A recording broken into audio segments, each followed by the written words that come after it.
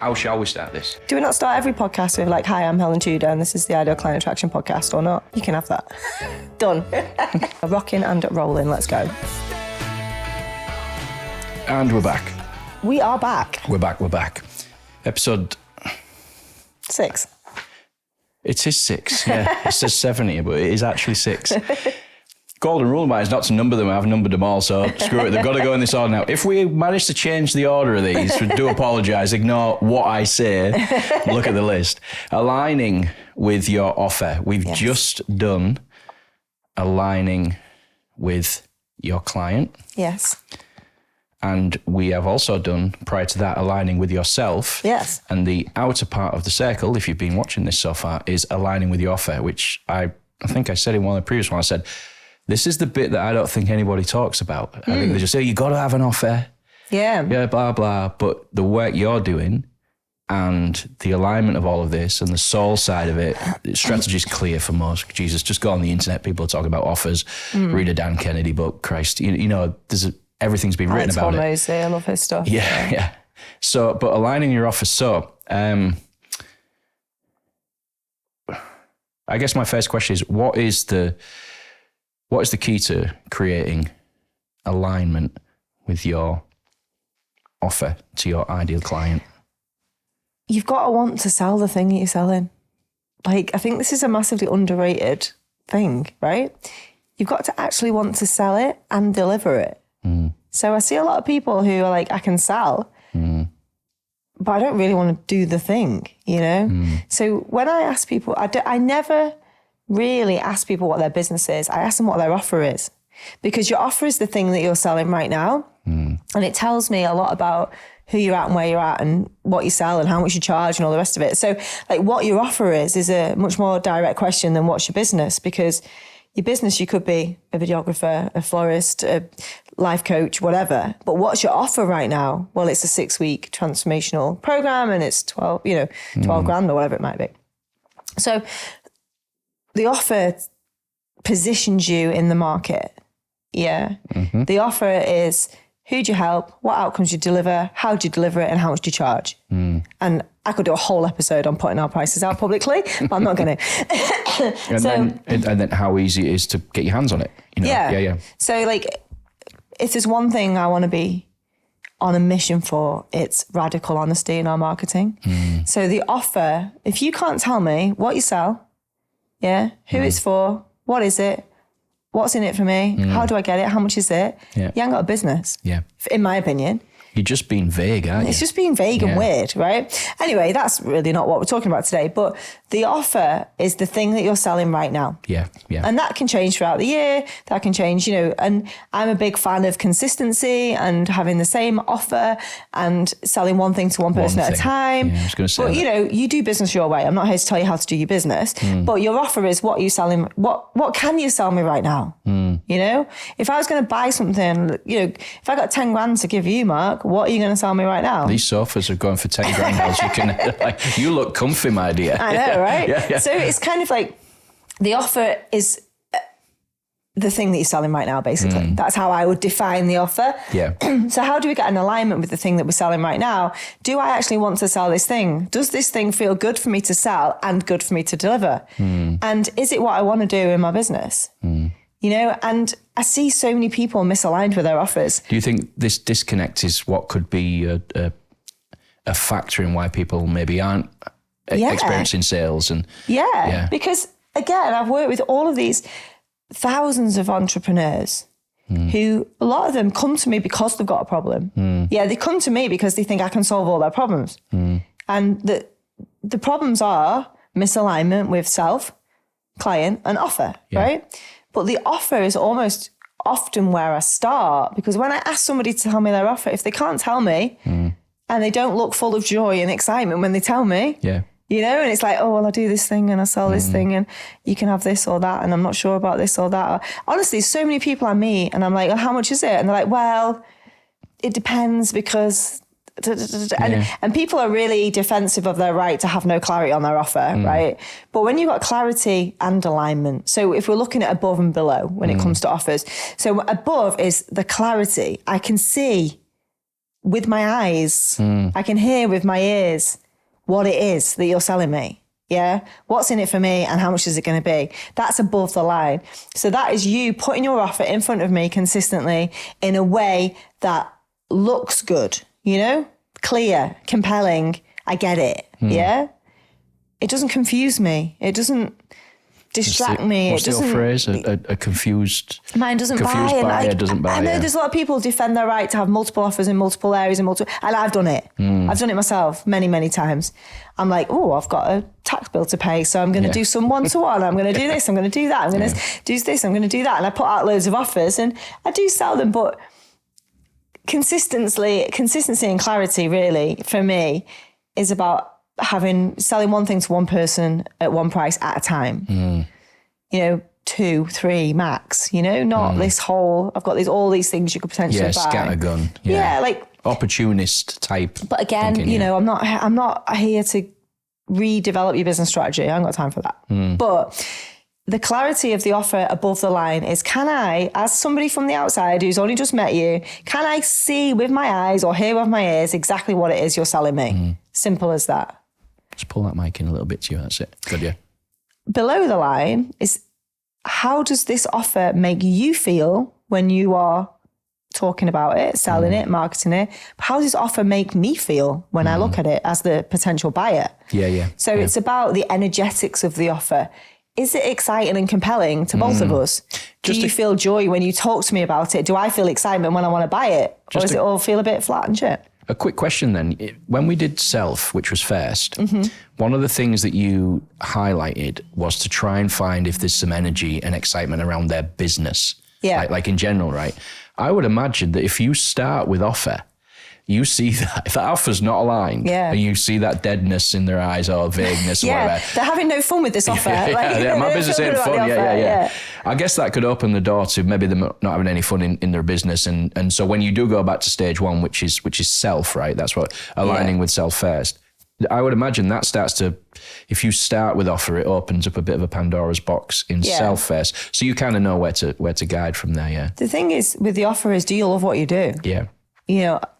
Do you love what you're doing? Like, do you love what you're selling? Do you love it? Yeah. Does it make you feel good? Does it make you feel excited to deliver it? That brings it back to that self-work, doesn't it? Yeah. And you can do something that I would class as quite boring, like, I don't know, be an accountant, but do it because you love it. Yeah. And do it because you want to do it, and do it because it changes people's lives, which it does. Brings you joy, so you're good at it. And the impact and it has, and you can really build, like, absolutely find the joy in the work that you do, because otherwise you would do something else, But if you're an accountant who hates your life and hates your job, stop being an accountant and go and be a ski instructor or whatever you really, truly want to do. Yeah. Because then you feel the love and the joy and the excitement. Like, I love what I do. Like, I love what I do. When I do my one-to-ones, the co-creations that we've been like, when you talk to me about them, I'm like, Cloud 9. They're mind-blowingly, they give me so much joy. They give me so much outside of all the other good stuff of being a great mom and a great wife and a great friend and a great daughter, like all of those labels that I wear with pride, and I'm making my business to be really great at them and bring joy and love and happiness into those things as well. But when I work in this way, when I have that experience, when I see those I'm like, this is another level for me. This is like for me, self first, self most. This is for me. I get as much out of my work as the client does. Yeah, that's rare, isn't it? That is rare. Is it rare? Or it can't be that rare if I found it. I think... And I'm a business person teaching business people things. It's not that rare. I think it's rare because people get too wrapped up in all of the other stuff, which probably bogs them down. They don't want to do it. You've got to wear all those caps at the beginning. Well, yeah, we talked about that in one of the other episodes, didn't we? About delegating and losing stuff. You can get a little bit despondent with your business when you've got to do all those things. You don't know how to delegate. You haven't got the resource to delegate. But that doesn't mean that bit's missing. No. The joy for what they do. There's a lot of bits about my business that frustrate me. I'm a terrible team leader, manager, not like ask anyone who's ever worked for me. Sorry if you're listening to this, I apologise. I'm terrible at it and I've burnt you all out. But like there's loads of things I'm not great at in my business, but actually delivering this work. Yeah, that's your sweet spot. That's your special sauce, isn't it? Yeah. But by design. Yeah. You know, I've not just come across something. I've like, oh, this is great. Let's do more of this. Yeah. This other stuff. Like, I have done 10,000 hours and more of LinkedIn training. I can do it in my sleep. I can do it at a minute's notice. I can do it to anyone, anywhere. Yeah, I can teach anyone how to get leads on LinkedIn. And even when I do it now, it still gives me joy. Yeah, I did what I think would be my last one a couple of months ago. Yeah, I'm sure I'll do more in the future, but it was like, oh, this could be my last one. You know, it's a guest expert and I still felt that same buzz. I still loved it, but I don't love it as much as the ideal client work. Right. So it's almost like I was still buzzing and loved it and making loads of money. And like I said to Stu, I was like, who gives up doing something that they're really good at, that they really love, they've made millions of pounds doing, that they're known for, because they want to do something they love even more? Yeah.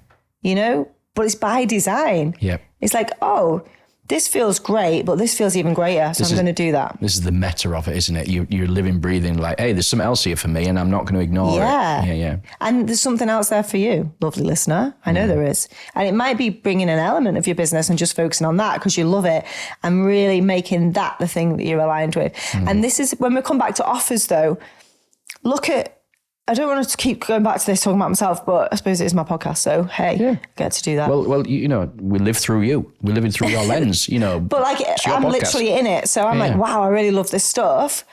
And I was like, wow, I'm going to do it one-to-one. So I did it one-to-one just to prove it, and I was like, wow, I really, really love this. And, you know, I charged £1,000 for it to get some experience and people were buying it. You know, now I charge £2,000 for it at this time of recording. It'll go up again. But it's like, that is now my life by design. And Stu was like, my husband was like, why are you doubling the price if people are buying it at £1,000? Like, you're getting paid £1,000 an hour. Why would you double the price? And it's like, because my life by design is only doing 2 a week. I want to do 2 a week. I want to make 15, 16 grand a month on that business, that side of the business. I want to have a really nice life. That to me is a beautifully curated life by design, where, and this is in one business, I've got multiple. So in that business, a life by design where I'm doing work that I love with people that I love, people who pay me well, really respect me, who get a great result. I'll be working with less of them because I've, you know, every time I put my price up, more people can't afford me. But that is my life by design. And he said to me, I don't know why you don't just, he said, yeah, but I just don't get it. I said, trust me on this, Stu. I will be earning that money, working those hours, doing that work. I know I will, because that is the vision and that's what I've been working towards. So, you know, relax, it's all going to be all right. You know, and it's almost like there's loads of ways I could make money doing this. But I've decided that this is the way that gives me the most joy, gives my clients the best experience of me, you know, because you're not burnt out. Yeah, when I started selling them at £1,000, I was absolutely overwhelmed. I sold like 38 in a couple of weeks, and I was booked up for ages. I had loads of, you know, hours in my diary, and then I realised it doesn't take an hour. It takes an hour and a half, and really it takes 2 hours. So it was like, was you running over then? So I was running over and over again, Right. And I was thinking, doing 2 of these a day, 3 of these a day is too much. I'm not able to, I mean, I am able because I'm amazing at what I do and I can bring it. We spoke about this. But I was a bit like you go home, frazzled. You can't talk to your family. No, I've used up all my words. I was a bit like, I've had this amazing experience 3 times today. It's a lot energetically, you know. So I know what's good for me, and that sounds comes awesome. back to I love self. it. It comes back to self, though. I know what's right for me. No, So from the outside, people might think, well, that's stupid. You should just charge £1,000 an hour and work 20 hours a month and earn 20 grand. But I'm like, no, because I've got other things to do. Like lie on my sofa with my blanket and my dog, you know. And balance, Balance. I would call what you're doing there is leverage. You've proven the concept. You got results. You're great at it. You know about yourself, your ideal client, and your offer. And you're saying, right, this is what it's going to be, which is the meta of design this your way. But then you've got to hold your nerve, right? Yeah. You've got to hold your nerve. Well, especially when it's coming from your significant other. I know, And they're saying, hey. I mean, we make loads of money in other ways from other businesses. So it's not like he was like, oh my God, we're not going to be able to pay the mortgage. But he was just a bit like, I don't understand why you would up the price like that. And I was like, because I want to reduce the hours and make the same amount of money. Did he get that when you said it to him? What was his response? Just out of curiosity. I just said, well, he was like, okay, babe, Fair you know, enough. whatever you want to do, you know. yeah. But he's of work hard to make money mindset. So like, and he loves working. He loves being at work. He owns a woodyard. So he's up at 8 a.m. and he works till 5 and he's happy with that. Do you know what I mean? And he's an entrepreneur and he's ambitious and he's got an amazing vision. And I'll definitely have to interview him for one of these sessions. It'd be really funny. But he's almost like old school entrepreneur, whereas I'm like quantum leaping entrepreneur. I'm like, what is possible here for me? You know, his business does over £1 million a year. So he's great and he's looking at ways to scale that and that. But for me, I'm like, what else is possible for me? And this is what I want our lovely listeners to actually think about is like, what's possible for you when it comes to your offer? What is an offer that might feel a bit outrageous right now? If you just said to 10 years ago, me, you're going to be charging £2,000 per session. Yeah, so that was still £1,000 an hour. It's a 2 hour session. Yeah. You'd be like, you're insane. Yeah. But slowly but surely, I've aligned every step of the way with myself, my client, my offer. You know? And I want people to think about an offer that feels a little bit outrageous, that pushes the boundaries a little bit. Well, for you, just historically, which I know, I think this started at £99. Well, you asked me, I meant to talk about this on one of the early episodes. You asked me about the feeling when you make £1 million, why did it not feel great? And what I was going to say was, and I forgot to bring it, was nothing ever has felt as good as that first £99. Like first £99 I got paid for an hour's work on Zoom, teaching people this stuff, ideal client stuff and LinkedIn that's sort of combined. Yeah. You never get that high again. Completely agree. I think you're chasing it forever. I think Frank Kern was the famous marketer that said, you know, I managed to sell something and pay my rent for 2 months. Yeah. And I thought, oh my God, you know, and he was the first past the post, wasn't he, for the £1 million in 24 hours. Yeah. Internet marketer. He's, you know, I can't watch any Frank Kern stuff now because I buy it. It's just, it's just like, so seductive. So good, I just like him so much. And I'm like, I know you're selling to me for. It's the only one where I'm just like, God, I kind of look at him. I never have any buyer's remorse. I'm like, how does he do this? He's so good with it. So just. So I don't want anyone to listen to this, but it's all right for you because it's like, well, where are you at now? And what could be a quantum leap for you? What could be a big next step instead of a little tiny step? What could be a big jump for you? Here's a question for that. Was 99 a big jump back then? Massive. Yeah, so there you go. It's just perspective. Exactly. Yeah. It felt unbelievable that somebody would pay me £99 for an hour of my time. Now it feels unbelievable that I would charge that. Yeah. And nothing's really changed except me. Here's a question then. So when you went from 1,000 to 2,000, which is only recently, and which is only after what I'm going to define as proof of concept. Which is what I did, See what happens, you know, and granted, you got a lot of confidence and certainty and a lot of, you know, pre-alignment with self, with the process, the ideal client, avatar, your offer, and you did it. But my question is, did you get a little bit of from 1 to 2? Yeah, massive. You know, do you know what I mean? Like, no one's ever going to buy from me again. That's it. Even recently, you know what I mean? Yeah, of course. It's the same. It's the same emotions and feelings, no matter who you are, where you're at, really. Yeah. But that's the point. Yeah. Like your offer should make you feel a little bit uncomfortable. Yeah. I remember I was working with a client, and she was like, "I just feel like loads going on in my brain, and there's loads happening, and I just feel really like out of my comfort zone all the time." And I was like, "That's it. That's how you know you're growing and your business is going, you know?" Yeah. And I think alignment with offer is about something that makes you feel really excited to share it. Yeah. But also really scared. Like nervous, excited, as Katie calls it. They say those are the same energies, don't they? They are, yeah. You know, exactly the same. It's exactly the same biological response, So like you should put an offer out that you feel really proud of, really certain of, but at a price that makes you feel excited. A bit twitchy. Yeah, because we talked about ideal clients in episode 1, did we? When we talked about the audit. And it's some amber clients. It's almost like they would be a green client if they paid you 10 grand. Would you feel better about the whole process? Yeah. Quite often this resentment is because you know you're not charging what you should be charging for what you do. Leads me to this question. So just imagine for a second. So self is first. That's the center of the bullseye, the center of the circle. Then it's them, you know, your ideal client. And then it's offer on the outside. Imagine if you didn't do it in that order. And if you just went straight to offer, if you did like a guinea pig run on this, and you said, right, Mark, give me Sharon, whatever. I'm going to do her offer first. And I would imagine that she would do a suppressed offer. Yeah. Due to things that we're going to cover this in an episode anyway, worthiness, receiving, scarcity. And not seeing the value for the client. Yeah. So, but then what a wonderful test if you went, well, Mark, fuck that. I'm not doing the offer first. I'm going to ask about the offer, see where they're at. But I'm coming back to self. I'm going to follow the steps. I'm not going to skip them. Yeah. Self first. And then you see the peaks when they go, when they align with their ideal client, and you see that, like, and then you ask that question, how much do you think this is worth? And they go, fucking 10 grand. Now that I, not because it's a good offer, but because I can see Emma there doing the thing. When you then do come to offer, then following those strategic steps, and you're helping them redesign the offer, I suppose, but not just redesign it. I'm sure with your chops, you help them do that, but the alignment of it, what's that like for them when they get to that stage? It is about above and below. So strategically, when it comes to your offer, you've got to know that you can sell it in a tangible, real world way. Yeah, this isn't about let's just price anything for anything and just put it out there and that's going to, you've got to understand your ideal client, obviously, and where they hang out, and then you're going to put it in front of them. And we've got to build all the strategic stuff of like, giving them a customer journey, giving them some kind of funnel, if you like, or some kind of conversion mechanism, some kind of audience growth. But the offer is something that when you put it out, it feels good to you.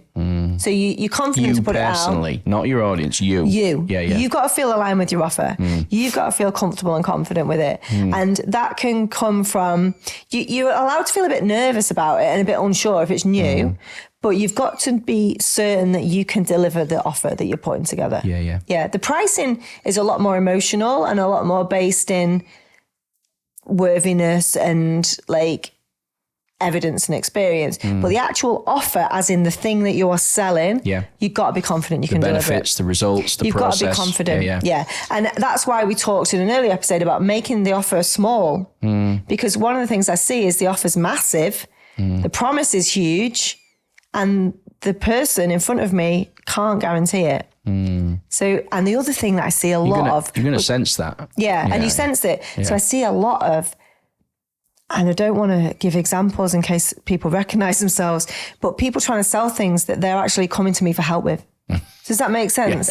It's like, I can't sell this thing. Yeah, coaches doing coaches thing type. And I'm like, whoa, you can't sell that if you're not certain about it because you want me to help you with it in your business. Does that make sense? 100% And I'm not bashing the industry or anything like that, but honestly, can you truly stand up hand on heart and say, I can deliver this thing? No, it'd be bullshit. And you'll know it. And if you know but you know it, you feel it, you don't represent it right. If you know it's bullshit and you that's when you sort of shit yourself and post about it and then stop. Or you make people come on discovery calls without telling them the price or telling them the offer, or you don't have clarity on your ideal client, or you just moan post all the time because deep down, you're not sure you can deliver it.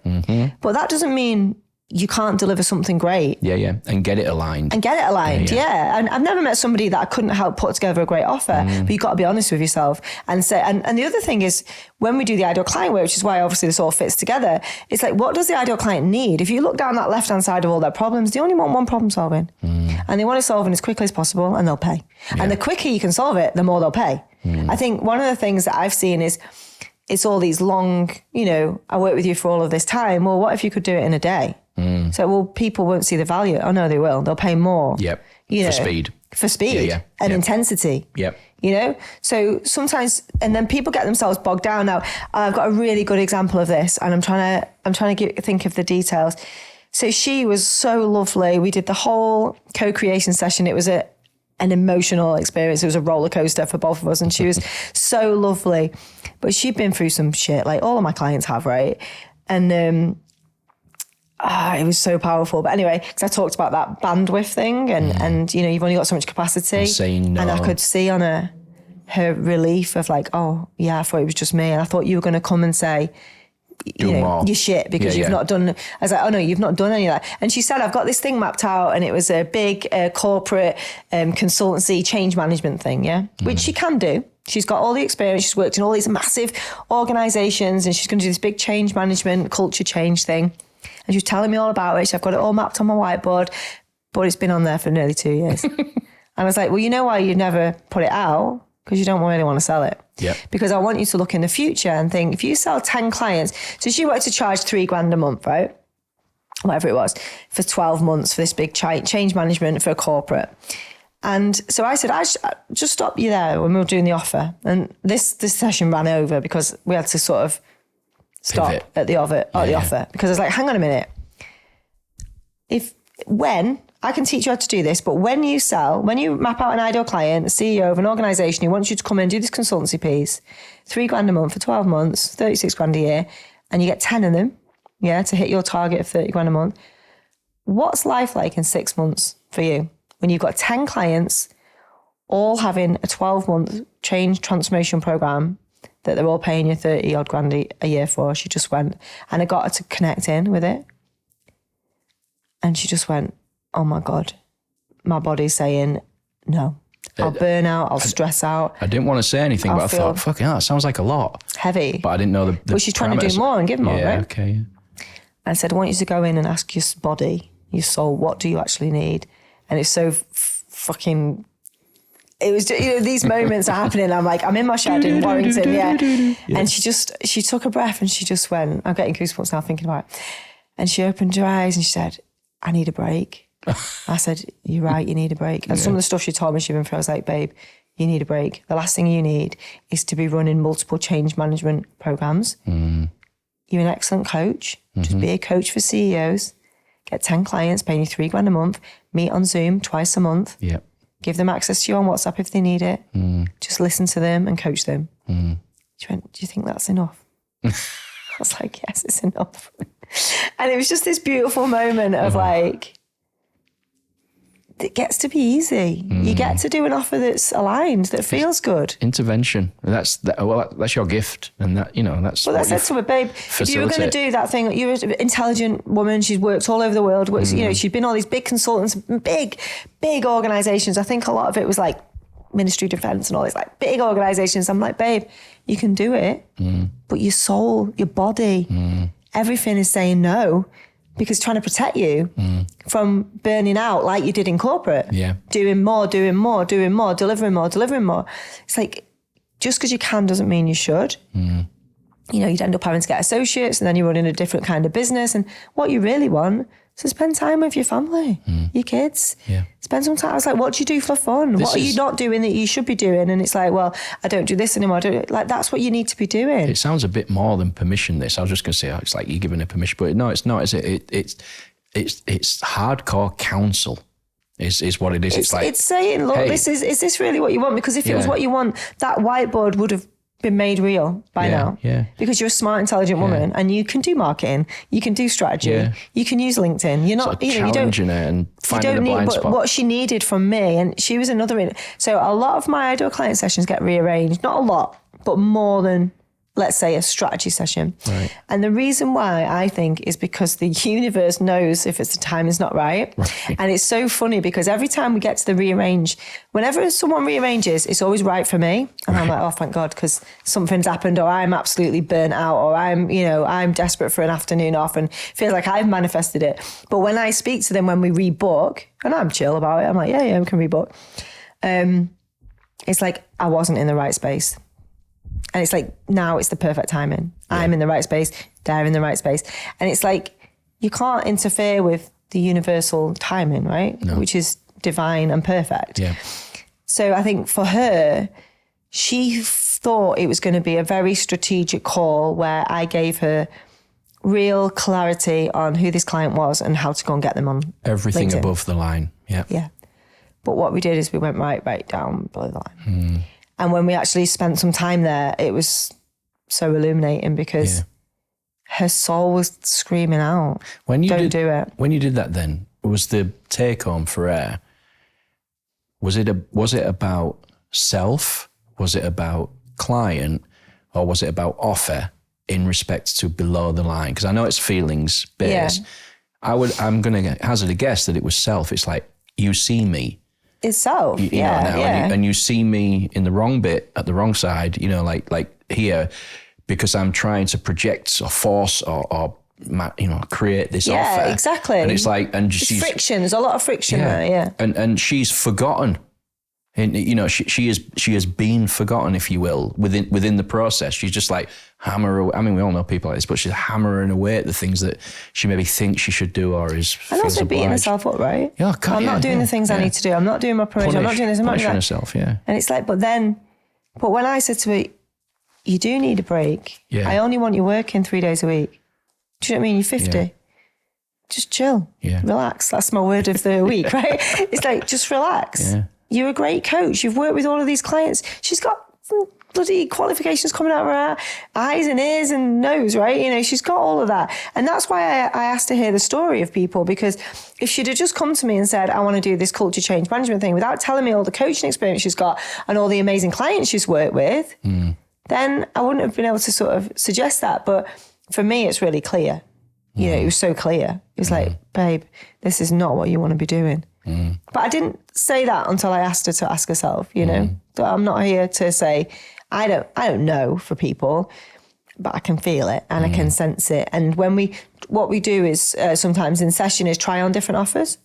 So you could do this or you could do this, like Goldilocks. Yeah. How does that feel? Well, not that. I've done that with values. How does this feel? Not that, before. not that. Try this value on, you know, like, I think my value is, you know, optimism, right? Try it on for a week then, like as a metaphorically speaking, and see how you go with it. What's that like then when they try the different offers on? Because I know strategists that talk about offers. I don't know many, in fact, I don't think I know anybody that is soulful with the offer, the way you're doing it, you know, alignment. So how does the offer make you feel? Yeah, and yeah, I sort of see a lot, and I've heard a lot and read a lot about, you know, the offer is everything. You know, you hear these phrases. Well, if the offer is everything, then why don't people sell? But people aren't working. It's broke. It's that my business isn't working. They give up. You know, you see this, don't you? And even the offer might be good, but there's, I think, a lot in the internet marketing space for sure, and certainly in the bro sphere, if you will. There's a lot of this. It's all dependent on the offer, as it were. But I've met quite a few of these people that espouse this stuff, and I've spoke with them, and I'm like, something feels off with this guy. You know, like I can sense it. I'm like, it's all about, and it feels like the offer is being pushed as well. Do you know what I mean? Rather than it being more magnetic and attractive. Yeah, like this. So Natalie Barry, who's in my team at the moment, she's amazing. She's a fantastic strategist, and one of the first things that she brought to me was, it's about prizing energy, not proving energy. So we don't have to prove our offers are great. Our offer is the prize. You know, you get to be a client. You know, that's a completely different framing, isn't it? It is. And it's kind of like, I was doing it subconsciously. She said, you've got that energy, you know, you've got that proven energy. You haven't got proven energy, you've got prize energy now. Like in the early days, I had proven energy. I was like, I'm going to prove that this is the best thing for you to spend your money on. Now it's like, if you're lucky, you get to have a space, you know? It's kind of like, it's a different, but that's not arrogance. That is confidence and clarity that you know that your offer is so good, it's going to fix that problem. And that for the right person, the investment is going to be an absolute no-brainer. So they're lucky to get the magic. Whereas, like I was just saying a second ago, a lot of people fabricate and force that kind of positioning onto their offer to try it. But then, you know, when you speak to them, you go, you're not aligned with your offer. But it was more of a manipulation tactic or a marketing ploy. Whereas with yours, it's like, as Natalie said, it's natural with you. You are the prize. You get to win if you get to work with me, but without the arrogance, without the ego, as it were. But that comes from being confident in your offer. Yes, aligned with it. And I guess honouring it as well, just like treating it as something that's important and valuable. Well, it is important. Do you know what I mean? It is valuable, Because it's going to be your time and energy, let's face it. It's not like, it's like a book is different, but obviously you put time and energy into it. But to do a co-creation session, your time and energy is there as well, you know. Yeah. And I guess this would stem back to the self stuff where you think, well, I don't want these people in. I don't want that side of it, you know. But I think when people put together offers, they put together an offer that they think their client wants. You need to put together an offer that you think you want to deliver first, and then find clients for it. Yeah. Does that make sense? Yeah. First, self first and most. So I'm going to do work that I love, that I'm confident in, that I know I can get a great result. Then let's find the right people for it. Instead of thinking, I just want to sell anything to anybody. So if I can make some money doing X, Y, Z, then great. Is that a bit of build it and they will come type? Yeah.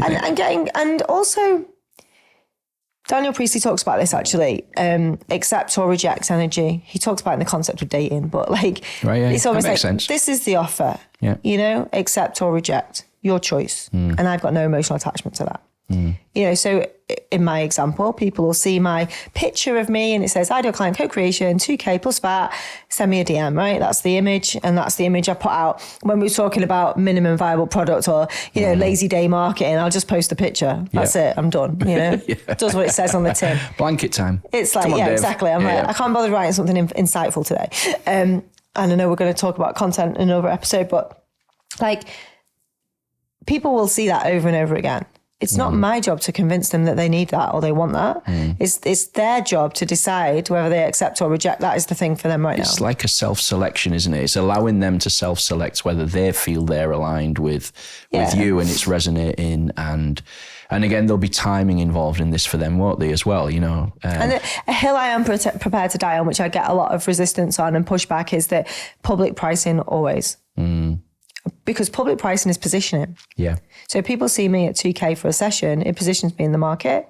And if I don't put the price on, which I've discovered to my absolute horror before when I've forgotten to write it on a post, I get inundated with leads, all of which are like, oh, that is way out of my budget. Like, Which is just a waste of time. Well, that puts you in the bottom left. Yeah. You know?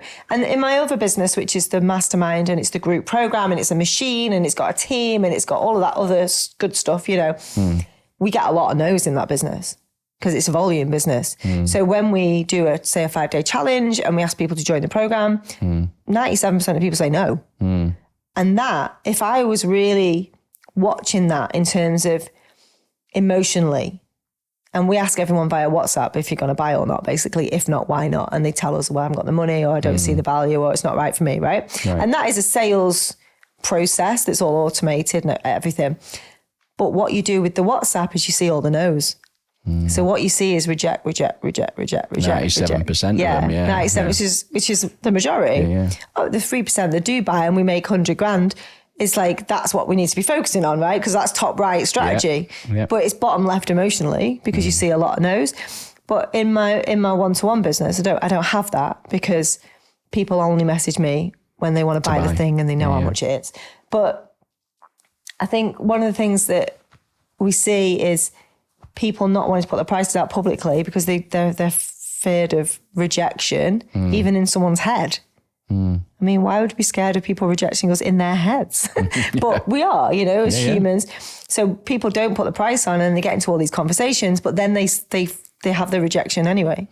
So I would rather people reject me in their head than to get into the conversation. And for them to say, I can't afford it. And I'm like, oh, well, that's the price. And it's all awkward and weird. Even in the DMs. You see, I mean, I don't do discovery calls, but if I did, I'd find that really difficult. How much is it then? That awkward moment where you give the price and it's like, and then they go, I feel silly now for wasting all this time. But then you just think, you know, in your heart, you're like, well, this isn't very nice, a rejection. But in your head, you're like, this is a fucking waste of my time. Everyone's time. Theirs and mine. Why should it be any different, really? I'm just contemplating this now. Like, what things would you say in your offer? What it is, how you get your hands on it, what's the delivery method? What's the outcome? What's in it for you? Any time frames or energy that you got to put into it. Why would you not include the price? That's just another factor. Right. And I think it might have been Mitch actually. I can't remember, but it was something like help people buy.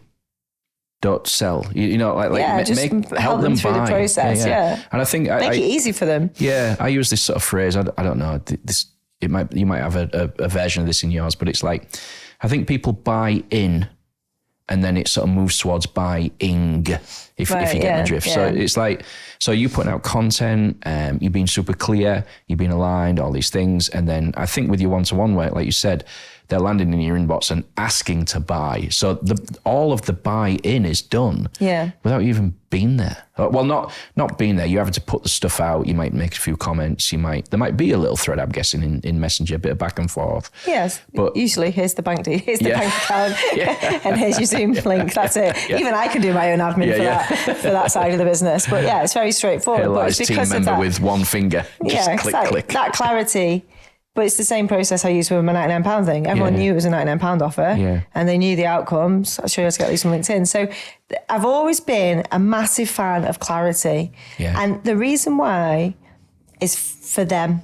Not you. and for them, that as in my client. Yeah, but you get the benefit of it, but for them. Yeah. Yeah. But it's like clarity benefits everybody. The person who's selling, the person who's buying. You know, but when I say to somebody, what's your offer right now? And they hesitate, that's the problem.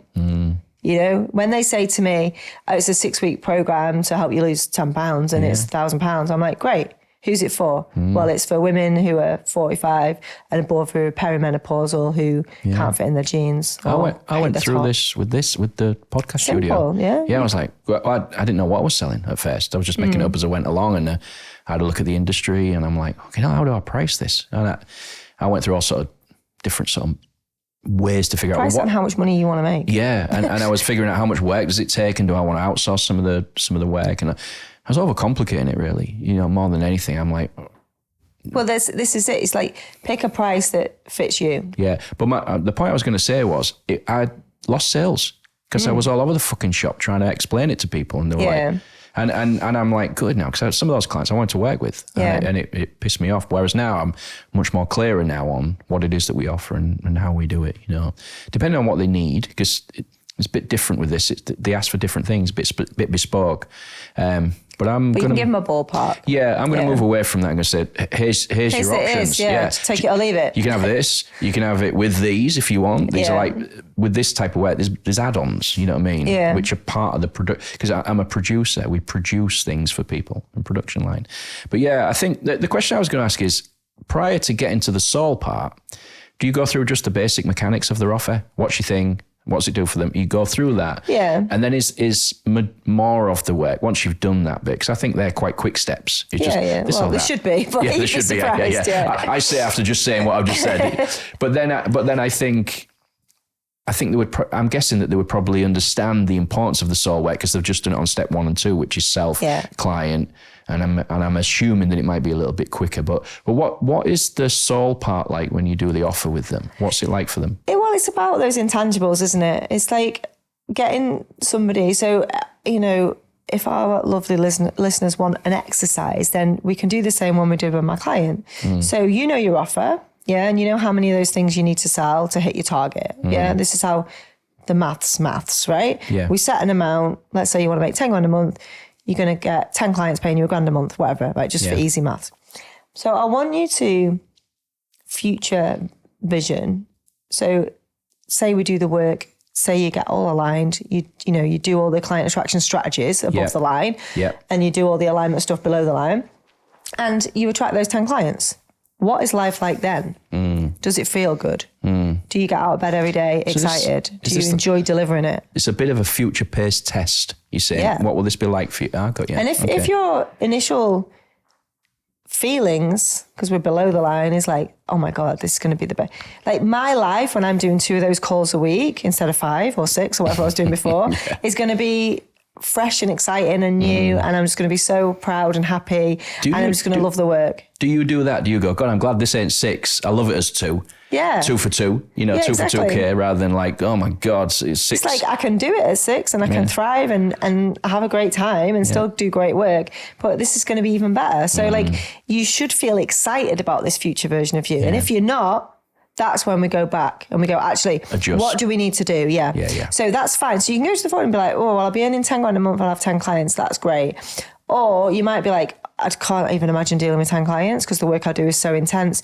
We come back and we go, right, we're going to charge 2 grand and we're going to have 5 clients. How does that feel? Yeah. Oh, well, that feels really different because if they're paying 2 grand, they're probably going to be a bit more invested and they're going to value the work. It might be a bit harder to find, might take me a bit longer. There might be a bit of a gap where I've got to hold the faith and trust that I've got to build up an audience and build up, authority and social proof, and like you should. But it would be worth it. But it'd be worth it because, wow, 5 clients would mean I could have Fridays off with my kids. Mondays I could do my business work. I'd only need to work 3 days a week. That would be amazing. You're aligning. I've seen you doing this now. You're aligning this back to them and their life. It's not what I think is right for them. It's what they think is right for them. It's associated. And then we could maybe come back again and go, well, what if you just had 2 clients paying you 5 grand a month and you gave them almost everything you've got, And wow, I could really give them this, this and this for that. And it's like, well, maybe we could do that. Like what feels best? Goldilocks thing. Would you do that in the same way that you did your 1K to 2K and say, hey, listen, why don't we start with this? why don't you test this out? If there's a little bit of, if some people, too much risk is too much risk, right? So they might be more comfortable with a little bit of risk. Everybody's got a different tolerance, haven't they? Yeah. Would you strategize that with them? Say, listen, why don't we start with this, but see if we can get to there at month 6 or whatever? Do you know what I mean? That's basically how I did it. I was like, I'm going to put this offer out for a limited period until I think it was the 31st of November. Deadline, people love it. Yeah. And, fill my books up, and I'm booked up till whenever, February, March time. So you've got to be sensible. I'm not here to say to people, I have got a spare bedroom, but I really don't want to have my clients or my lovely listeners living in it because they're like, I took your advice and now I can't pay my mortgage and I'm homeless. Like you've got to look at the bigger picture. Stupid o'clock. And it just doesn't, if it feels absolutely ridiculous and you can't even get your head around it and you're not aligned with it. So there'll be a price you're not aligned with. So it's kind of like, I would definitely say, well, if we're aiming for 5 clients at $2,000, let's get 3 clients at $1,000, see how you feel. Get some confidence, get some evidence, get used to delivering like that, and then we'll put our prices up. And that's, we can do things step by step. We don't have to always jump into this sort of future. About pacing, isn't it? Just pacing. But this is again why there's no one size fits all on this stuff. It is so bespoke to the person in front of me, which is why you've got to take radical responsibility, which we talked about right at the beginning, right? This is why you can listen to this and then think, how can I apply this to me? Where am I at on an alignment with my soul, with my client and my offer? I can tell you about me, I can tell you about my clients, I can tell you about people that I know, but ultimately it's got to come back to you. Your risk factors are different. You've got to make an executive decision in your own life and business. But when it comes to your offer, I really want you to think, how can I create an offer that gives me the money that I desire next? Yeah. Not forever, just for now, but the money that I desire, working in a way that feels great with clients that I love. When we get those 3 things aligned. All 3 things, isn't it? It's all 3 things aligned. In the offer though, the offer really is the output from the work. Because that offer, if it's not in alignment, you'll feel it. I really like you've just said it just then. It's like, what's the phrase? Just for now, not forever. Yeah. You wrote that a couple of weeks back, months back or whatever. I can't remember when. I didn't tell you about it. I just read it. And I was just like, and it had a massive impact on, I mean, I just want to stress this, you know what I mean? Like, a little revelation here from me, but like, it stopped me in my tracks. And I'm like, how the fuck have I not, I've read a lot, listened to a lot, studied a lot, worked with a lot of people. I was like, how the fuck have I never heard that before? It was such a revelation. Especially from me, because I've been saying it for years, but you just didn't want to, weren't ready to hear it. Never heard you say it. I've never seen it, I just skimmed over it. But I've got mugs with that on, Yeah, but the beauty of it was so freeing. Yeah, and I got that feedback from a lot of people. It's like, it's just for now, not forever is the mantra within my mastermind, because then it takes the pressure off. Absolutely. And I feel like my new mantra is going to be relax, because I've said that a lot. Frankie. It's like, relax. It's going to be okay. Because having yourself in a high state of stress and anxiety is not good for you on any level.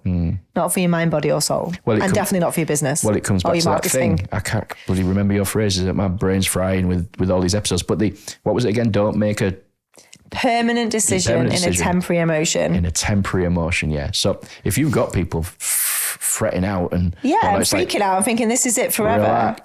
Relax. Yeah. Take a breath. Go quiet. I would imagine that, and just to add to this, there was 2 things there, but... And have fun. Yeah.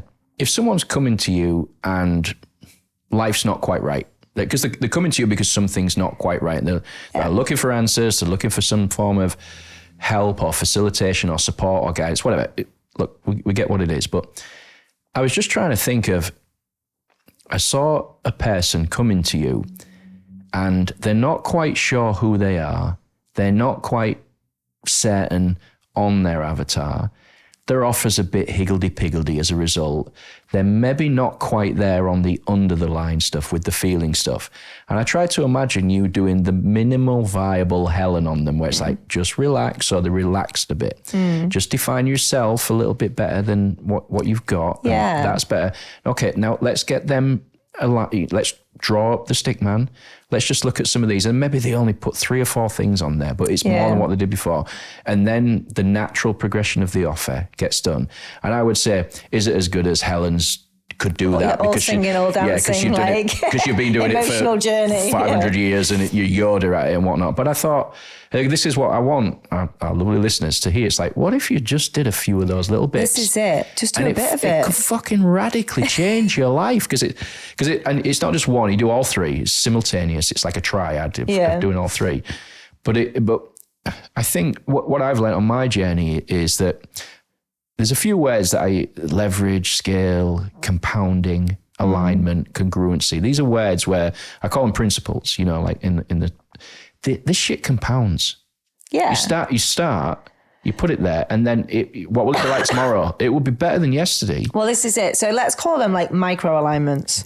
Yeah. Perfect. So you don't have to do the all singing, all dancing version of this because there is no perfect version of this. Yeah. This is a lifelong work in progress. Yeah. It changes, it moves. There's no finish line. There's no finish line. You can't, you don't complete it. It's like, it's just a process of gradual improvement, realignments, reevaluations, and it'll never be done because you're never done. Yeah. So you're changing all the time. Define it, align it, refine it, repeat. Exactly. And it's all like, this is the message. It's like, relax. This is supposed to be fun. You started a business so you could make money and have some fun and not have a job you hate with a boss you don't like. But you've given yourself a job you hate with a boss you hate. Like you've made yourself miserable by everything being out of alignment and doing nothing about it. Who's to blame? You are. Exactly. It's like, whose fault is this? It's a you problem, you know? So, but that's okay because when you take, it's good news because you can take baby steps and honestly, even with my LinkedIn stuff, I used to teach this 3 things a day. Most people only do 1 or 2. It still works. It's better than doing no things. Like, and this is it. It's like, relax. This is it. It's like, you're not having a PhD in ideal client attraction. It's like, there's no cap and gown with this. It is just a load of people all having some realizations and making incremental adjustments to their alignment and always taking a temperature on it. Does this feel good? Does this look good? Does this feel good? Does this look good? Are these things, am I on the left or the right? Like, where am I? It's radical self-awareness for sure. It's strategic objectives for sure. And it's spiritual alignment for sure. Like, but it's not a one thing and it's done. You know, even people that work with me one-to-one, I always say to them at the end of the call, this is the start. Not the end of the process. Are you planning on having community with this? Yeah, so the mastermind, ideal client attraction mastermind, Yeah, because what I'm thinking of is we all have a wobble now and again, or we get a bit lost, or we forget, or we need someone once said to me once about events, and I said, I'm not getting much from these events. I was part of, I forget the name of it now, but it was a monthly thing, and you went, and they were massive. There were 700 people every month. It was back in the 2007, 8, 9. Anyway, my mentor said, what are you not getting out of this? And I said, I can't put my finger on it. He said, okay, let's go to the next one. He said, have a look around. Tell me what you see at the end. So I went there. It's 4 or 5 hours there. Come out. What do you see? I said, connection, people getting on and fun and all of that. And he said, did you see him writing anything down? I went, no, fuck all. They didn't write anything down. No. They weren't there for the presentations and all that. Although they were crap, they were good. But what he was trying to say was they're there for the energy. And I vehemently believe in this, that people in community, we're better in communities.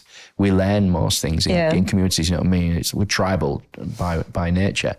But I think what I was just saying earlier about get started, basically, let it compound. Yeah. You don't get to cheat time or skip steps really in many things in life. You can speed it up a bit, with wisdom. But I think the energy that you get from checking in with you, checking in with the community, and have faith that this thing will compound and get better. Because somebody will be 2 or 3 steps ahead and you feed off that, go, oh, that could be me next. And that wonderful, when you see it, go, Jenny can do it. Can Dave do it? Or and I think Sarah what's going to be really interesting with developing the community with this, which I'm planning on scaling massively, so we're talking about tens of thousands of people in there, is that it's not about me having the answers. It's about them having the answers. You said this over dinner last night. So like 10,000 people. Twice, by the way. 10,000 people who are all looking for the answers within creates an amazing atmosphere because there's no like looking at me as like, okay, Helen, solve all my problems. It's like, here's the guidance.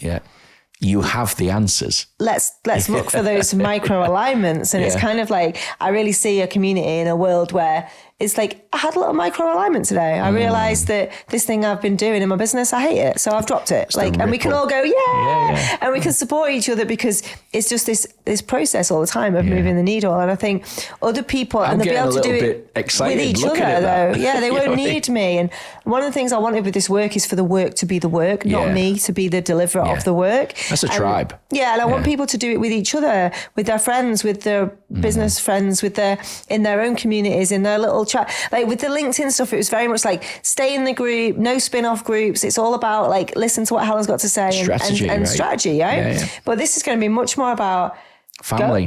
Family. Go and meet up and talk about this stuff. Talk about this. Have this shared language around alignment, around this 3 rings, this above and below, and they can talk about it with themselves and with cool. the mentors, and that allows it to really scale and create a real culture of its own. And the culture is very much relax. Like I can just imagine people saying to each other, relax. Because they'd be like, well, what about this and what about that? And I'm not sure about this. And it's like, okay, let's take a breath, relax, And I think I can just have future vision of, 10,000 people, hand on heart, taking a breath and listening to themselves. Not me. So it's exciting. That's one of the best. I just watched you do that because I was excited before I said it because I started to visualize, but to watch you then say that in front of me and bring it to life, I can really see it. And I can see my favorite mentoring work has never been strategic. Where I've been the client, and I've gone to someone for help and support. It's always been deeper than that about whether I've got a block and I'm feeling a bit emotionally frazzled by it. I'm like, God, why am I so shit at this? And I'm being a bit derogatory towards myself. And they relax, and they calm you down. And then I like having my ego rubbed. Mark, this is what you're good at. And you go like, and like, even if Lynn said it, that was probably second to the kids, the most important person in my life. But honey, you're good at this. I'm like, what the fuck do you know? I'm like, what? Do I really say that to myself? You know what I mean? But then when a stranger or a mentor or a coach would say that, I don't know. I think it's just the environment because this person is helping me with this specific stuff. If you look at how the co-creation sessions, the magic that happens in there, and it happens because we're both there, open-hearted, open-minded. And the process is the process. So really the vision for me is for anybody to do this with each other. Doesn't need me. Obviously I'm Beyonce and I'm the best. But like for people to be able to follow the process and do it with each other, but create that energetic space where one person asks the questions and writes the notes and the other person gets to relax. And be in sort of a creative space where they are not worried about taking the notes or getting it right. They're just having fun with it and answering the questions. And I think that's, for me, the long-term vision for this stuff is that it just becomes the way everybody does ideal client work. This is the way. This is the way, whether you're an organisation doing it in a team meeting somewhere, with my book, with a workbook or whatever, or whether you could have people all over the world doing it with each other. You could have people doing it at events with each other. You could, I don't want it to hinge on me. I've done that Was for this 10 strategic years. then? Because there's only one of you. There's only one of me, and this is my legacy piece. Right. This is the. I want to change the way the world thinks about ideal client work. So the book is really important part of that. The podcast is an important part of that. It's about anybody, anywhere, any business being able to see the possibilities if they open their mind to doing the process in this way. This alignment with self, client, and offer. And really bringing in that, above and below to make people see that it's all interlinked and it's two sides of the same coin, like there is in everything that we do. That, duality, that light and dark. And I feel like with business in the last 100 years has been very much above the line. Strategic. Yeah, and we're going through a huge transitional period now on Earth. And, I'm not going to be in it that much longer, Hopefully I've got 50 plus years, but, and it's kind of like there's another 100 years of business to come. And I want people to really embrace this opportunity of letting the magic do the heavy lifting. So there's something in me that's historically been like, I don't want to use my spirit guides, my spirit squad, as I call it, my spirit team, the opportunity that I've got beyond the living, So I believe I've got spirit guides, I've got angels, I've got ascended masters, I've got archangels, I've got passed over relatives. And I do believe that, and guardian angels, I do believe the universe is working in my favor. I believe that on a soul level. But I've always thought that was just for the personal stuff and the business stuff was mine and I had to do it.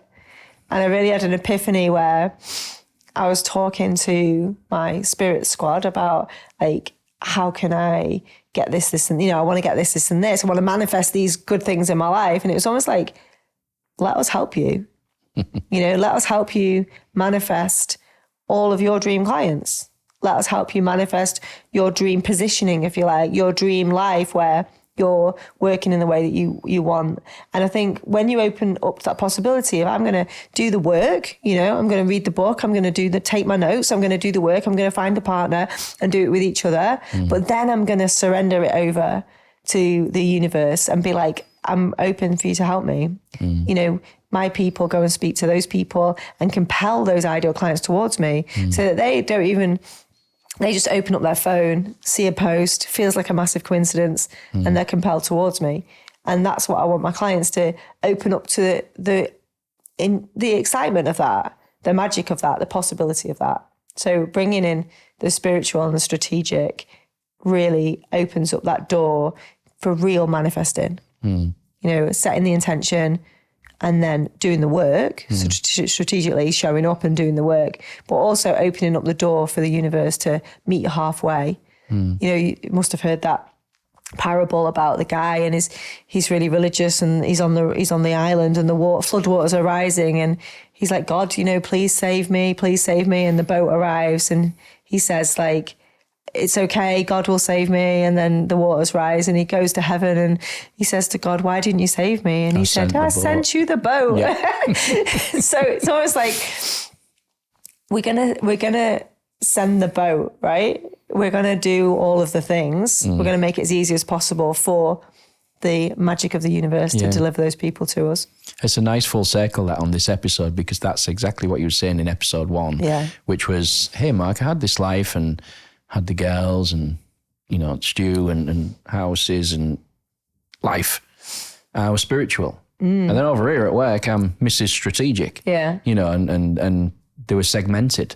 Yeah. It was like almost like a barrier between them. Like, you can't mix these two. It's like a beef trifle. Do you know what I mean? And it's, I think that just listening to that, just sat there listening to that and thinking, that's your big, that's the origins of this, isn't it? It's like, what? I could do both. Yeah. Really? And then was it like this? The question for you is was it like, oh yeah? Or was it like, oh my God? I was just a bit like, oh, of course. Right. Yeah. An obvious. It felt in alignment. Yeah. But I had to be told it and feel it and see it. Where did it come from? What was the actual thing where, was there a moment where you thought, oh, hang on, that little brain spark? So I always talk to my spirit squad when I'm in the car. Right. So I'm always like, hi guys, can you help me with this? Can you help me with that? Like, can you help me with this? And it was really just driving. I was driving to kickboxing and it was just this message loud and clear. I was just like, let us help you in every aspect. Ah, okay. And I'm only really practicing that now in the last 6 months or so. Yeah. But since I've started practicing it, as in opening myself up to that and setting an intention, everything's accelerating. Wow. And it feels like everything's happening at once and it feels really exciting and aligned and also terrifying and exhausting in its own way. There's a lot happening. Change. There's a lot of change. Yeah. But it's almost like I asked for my life to change. And here's I asked my business to change and here's the boat. So you're getting on it and I'm getting on it. And now it's feels like it's out of my hands. I just got to take one step in front of the other. The opportunities just keep coming. You know, I've sat next to Joe, Rethink Press, and Joe Gregory, who's fantastic. Shout out to Joe. But, you know, and it's almost like my physical body keeps trying to stop me. It's trying to keep me safe, right? So I was really ill again. Okay. So everything in me did not want to go to London. And I was going down for a day with Shari, a Mavericks day. I was like, I really don't want to go. I'm really tired. I'm not very well. Trains are late and all that, same as coming here. Yeah. But I said to Stu, something's telling me I've got to go. I've got to go. And when I got there, and I never normally sit at the front, Shari made me sit at the front. And I never normally do any work. I'm normally just dicking about on my phone at the back because I've my inner teenager rebels against being talked Told to. what to do. Yeah, even if they're great speakers, I'm always just a bit late. And Shari, I did the work, and that was where I had the realization that ideal client attraction is a spiritual practice. And that was an opportunity. I had to say it out loud. Had you already done the drive to kickboxing and called on? Yeah. And then I saw Shari's thing. Yeah. Signed up for it. Didn't want to go, but I went. Yeah. That's when I had the download, if you want to call it that. Yeah. Ideal client attraction is spiritual practice. Shari's perfect for this. She's a close friend of mine for years. She's the perfect person to land on for this. Yeah, so at Shari's event, I'm sat next to Joe Gregory. So I would never know, next door but one, I would never normally sit at the front anyway. Yeah. And I'd met Joe before. We sponsored the Professional Speakers Award and stuff. But me, Joe and I, we all bonded. You know, Shari's got that skill, right? Yeah, she gets absolutely. people She's amazing. Yeah, so she gets and Joe was opening up talking about it was his wedding anniversary and things like that. So we all kind of bonded. And I was talking to Joe about my book, and I just thought, I got to do the book. I got to do a book on this. You know, in fact, I wasn't talking about the book. I was just talking to Joe about books. Joe's the boat. And Joe's the boat. Yeah. But then I'm like, it's almost like an out-of-body experience. Yeah. So then what the fuck's going on to me? I'm just waking up at 4 a.m. and Facebooking Joe, I've got to speak to you about my book. I've got this idea for a book. At 4 a.m. Yeah. And then I had a spiritual day with Sonia Davis, and I had a DNA recoding with Joe Cooper. So I had like 2 spiritual things happen at once. And Joe Cooper, she did the DNA recoding, and she said, there's no limits. She said, you're the most aligned person I've ever done a reading for. You're doing exactly what you need to do. You're going in exactly the right direction. And it was just the permission I needed. I had a day with Sonia, and she did my Akashic records, and she said, you've got no blocks to abundance. And we went for lunch, and I was eating my mushrooms on toast, and I just saw a vision of the books, 3 books. I'm going to talk about one. And the first one was Ideal Client Attraction. But then when I went to see Shari the week later, I realised it was a spiritual practice. And then I sat next to Joe, who then I spoke to about the book day. Then I had the strategic put your book together day. And that's when we really mapped out the above and below and the thing. So it's almost like the boat, I'm on the boat. It's unfolding in front of me. And to be really honest, even though the business is going really well, that once, you know, I'm still having to find the money to do all this stuff. So I'm like, right, $8,000 for a book, right? I'll just have to find it, you know. So that's what that money's being used for, like, you know. So it's like, it's almost like I'm just following the path, one step at a time. Yeah, and but with alignment. But with alignment, the feeling does it feel good? Does it feel good? Yeah. Yeah. But I know I've got to do things. Like I knew I had to come here. Yeah. Even though everything in my body was like, like I knew I had to come here. I'm here. Is your strategic Helen kicking in at the same time then? Are they simultaneously working in unison with each other? Like we said in the previous episode, they're just yinning and yanning with each other. Yeah, they are. Yeah. Like, again, like this, I actually filmed a video this morning because I felt so rough, and I thought I got to document this. And I was like, I'm lying in bed. The last thing I want to do is get up and go and start filming my podcast. But what I've done is I've realised, and you'll probably see my energy change in the conversation with myself, was like, this isn't about how I feel. This is right now, as in like physically, because I know it's the right thing to do. It's aligned with what I need to do. Right. So strategic Helen's like, get up, get down there, do your thing. You're going to make the best podcast ever. It's going to change people's lives. It's going to be amazing. You're going to do it, right? So it's kind of like there is always a bit of a push and pull. Does that then comes down and shifts the emotion? And then that shifts the emotion. Yeah, exactly. Or it could be done the other way, couldn't it? Yeah. So it's that internal dialogue for sure. And I want other people to experience that because it's magical. It's wild. You know, it's kind of like, is this real? Is this happening to me? I've been watching this for a bit, and there's a bias and a privilege because I'm sat here listening to it I'm the only You're in it. I am the only audience to this podcast at the moment. As it stands right now, this hasn't gone out. Yeah. This is us recording right now at this date and time, etc. And it's like, that's a privilege because I always think that is because I produce, you always get to see the episode first, so to speak. But it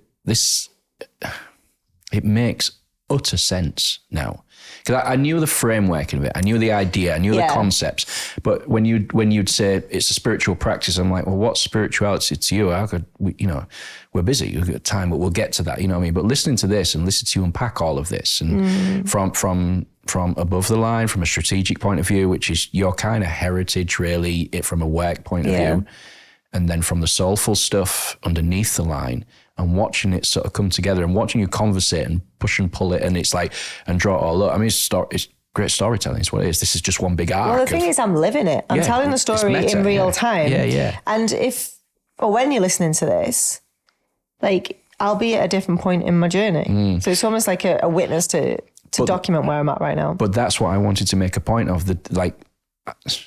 I've been listening to a little bit of it, but listen to it now with this level of depth, as it were. Probably Joe went through this as well when you were frameworking the books. I imagine there was quite a bit coming out, you know, for you to map it all out. But I feel excited for you. I genuinely do. I'm like, wow, that's fucking. I'm literally having to not talk. I'm like, don't say anything, don't get it. 'Cause I can fucking talk the hind legs off a donkey. But watching you flow and watching you keep going, and then your excitement with it, I'm like, imagine if she gives that to someone. What will it do? I mean, it's having an effect on me just listening to it. You know what I mean? Yeah. But I would imagine now our lovely listeners. Just think, our lovely listeners could be listening from the future. Yeah. Well, they will be listening, but what if they're listening from 10 years from now?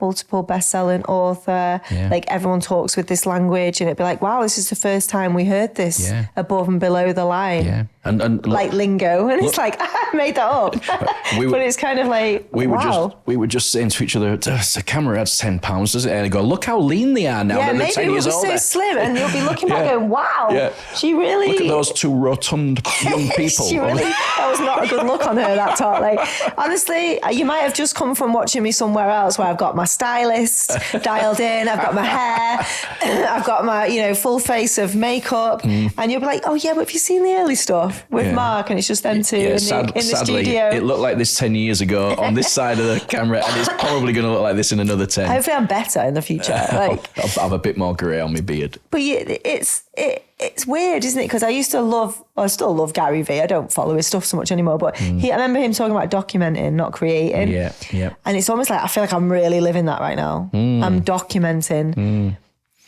Like a time capsule, isn't it? It's like a bit of a time capsule, this and... Yeah, and that puts a lot of pressure on, because millions of people are going to listen to this. And right now, not one person's listening apart from you. It's weird. If you weren't aligned right now, let's say that was happening, but you were making this anyway. So he was like, you were secretly, like the lady you mentioned earlier, where she was like, she's not aligned with it, right? How would you feel if this did go out then and 1 million people saw it and you're like, fuck. I wouldn't want that. I'm not aligned with it. Yeah. No. Or I wasn't aligned with it when, Yeah, exactly. Well, there's a reason why I never wrote a book on LinkedIn, right? And I could have done, and people would have bought it, and it would be fantastic. But I didn't. Now, when I look back, I didn't want to be known as the LinkedIn woman. Right now, I still am. But I want to be known for the ideal client work. But I didn't know that at the time. Yeah. But something stopped me writing that book, even though it was easy. Yeah. Easy for me to write it, and it's a strategic book, and it would have been probably been a bestseller, and I would have made some money out of it, and I would have sold more courses. But there was something stopping me, and it's only now, with hindsight, I can see what was stopping me.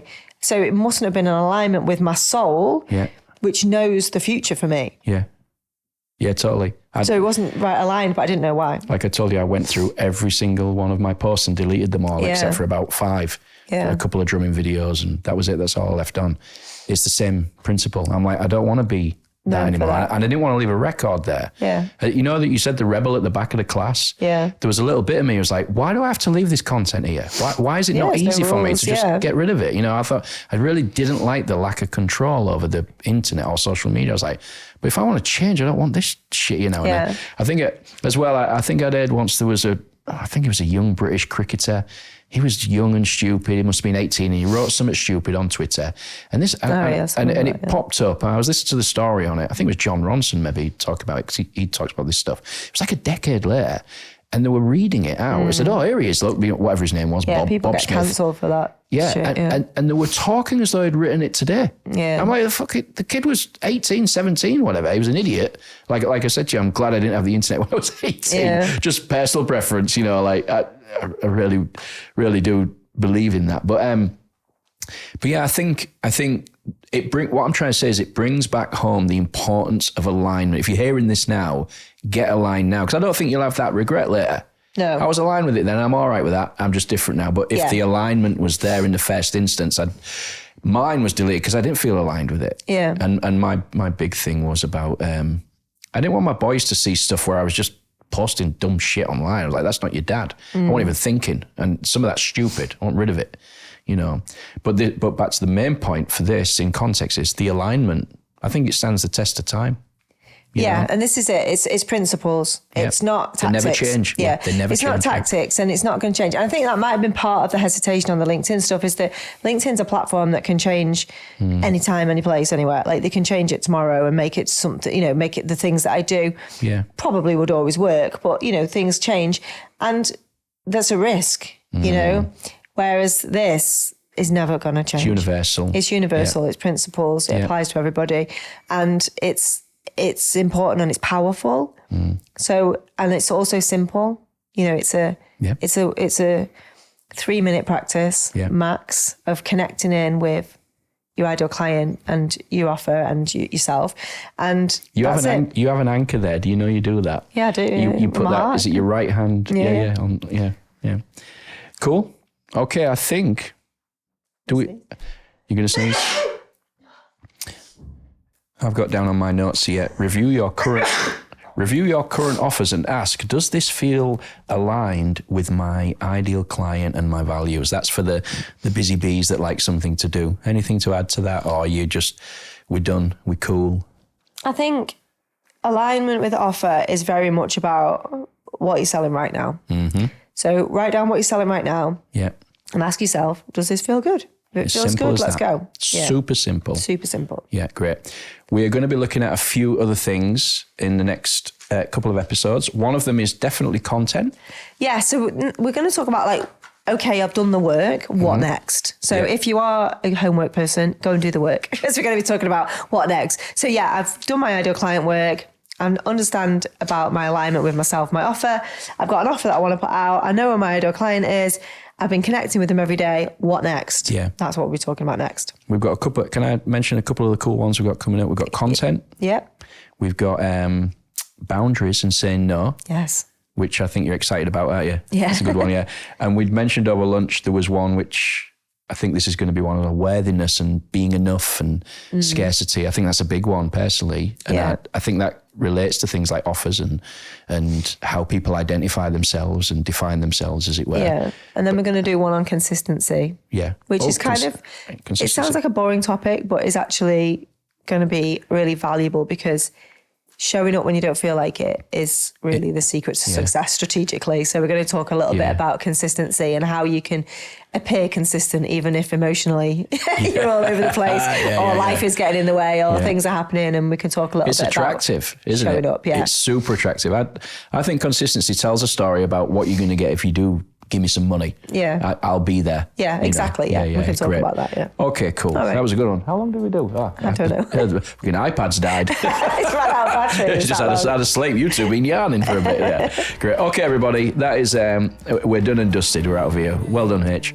Thanks.